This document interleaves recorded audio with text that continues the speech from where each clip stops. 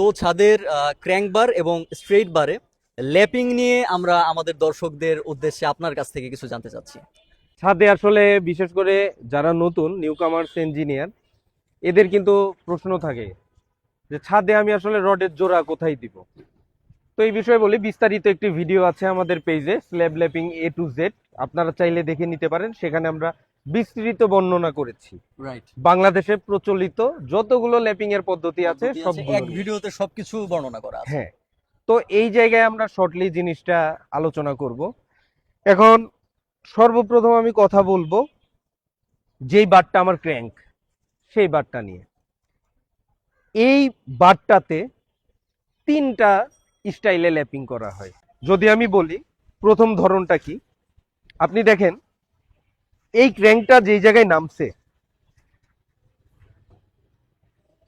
আমি কিন্তু এই জায়গায় ল্যাপিং প্রোভাইড করতে পারি। তার কারণ হচ্ছে পজিটিভের মিনিমাম মোমেন্ট এইখানে, রাইট, এইখানে কিন্তু ল্যাপিং প্রোভাইড করতে পারি। তাহলে এটা গেল ধরন এক।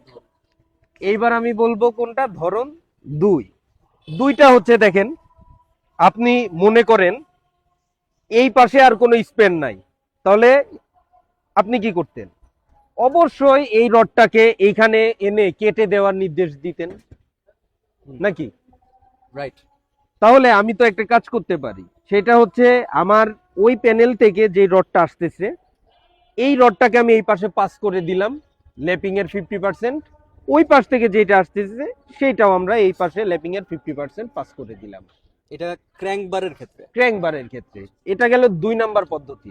এবার বলবো 3 নাম্বার পদ্ধতি। অনেকে আবার কি করে, আমি এই পাশে আপনাদেরকে দেখাই, সেটা হচ্ছে রডটা আমার আসছে ওইখান থেকে, আসার পরে ক্র্যাঙ্কটা যেই জায়গায় উঠছে এইখানে ল্যাপিংটা প্রোভাইড করে বা রডের জোড়া প্রোভাইড করে। এখন এইটা হচ্ছে নেগেটিভ মোমেন্টের মিনিমাম, এইখানে এইদিকে যত যাব ম্যাক্সিমাম। রাইট, তাহলে সহজ ভাষায় যদি আমি বলি, বিমের সেন্টার পজিটিভ মোমেন্টের মিনিমাম, নেগেটিভ মোমেন্টের মিনিমাম জোনে ক্র্যাঙ্ক বারে ল্যাপিং প্রোভাইড করা হয়। Right, I think I am clear. আপনি এটা ঠিকই বলেছেন। এখন এখন আমি বলবো স্ট্রেট বার নিয়ে। স্ট্রেট বার আরো সহজ। আসলে এগুলা মনে হয় যে আমাদের ইঞ্জিনিয়ারিং এ পড়াশোনা করে যেসব ছেলেরা, মানে এদেরকে প্র্যাকটিক্যালি ওইভাবে জিনিসগুলো ফিল করানো হয় না, মানে মজাটা উপলব্ধি করানো হয় না, যার কারণে মনে হয় সিভিল ইঞ্জিনিয়ারিং বোরিং মনে হয় কঠিন, এরকমও মনে করো। আসলে আমরাই কিন্তু মনে করছি যে সিভিল ইঞ্জিনিয়ারিং এর বোরিং কোনো জিনিসই নাই, কিন্তু এটা আসলে খুবই সহজ। প্র্যাকটিস করার সময় আমরা যদি কারণগুলো জানি, সহজ। মেকানিজমটা আসলে যদি অনুধাবন করা যায়, ব্রেন দিয়ে ভাবা যায়, তাহলে এটা মজার জিনিস। মজার জিনিস। সো আসি স্ট্রেট বারে। স্ট্রেট বার একদম সহজ। আপনারা দেখেন এইখানে অলরেডি তারা কিন্তু এই সিস্টেমে ল্যাপিং প্রোভাইড করছে বিমের সেন্টারে।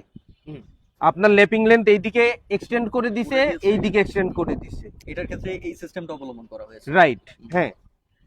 বটম রডের ক্ষেত্রে যেটা একদম স্ট্রেট, তাহলে কি আপনি চিন্তা করেন যে এই পাশে আপনার প্যানেল নাই, সাপোজ কর্নার পর্যন্ত পাইছেন তো রড নাকি, আবার এটা পাস হয়ে চলে আসছে, এটা এদিক চলে আসছে, এটা এদিক চলে আসছে, শেষ। দ্বিতীয় আর একটা পদ্ধতি, সেটা হচ্ছে আপনার এই ক্র্যাঙ্কটা উঠছে না, দেখেন এখান থেকে তো উঠছে নাকি। এখন এই ক্র্যাঙ্ক থেকে বিমের ফেস পর্যন্ত এই কর্নারের এই মাঝখানে আপনি ল্যাপিং প্রোভাইড করতে পারেন নিচের রডের ক্ষেত্রে। তাহলে নিচের রডের ক্ষেত্রে একদম সহজ।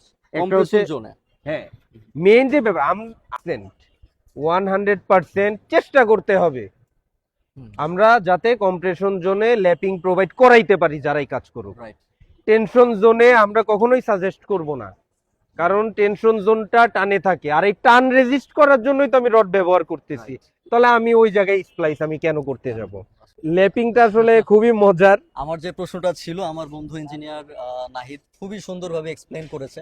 আশা করি এই ব্যাপারে আর কারো কোনো সমস্যা নেই।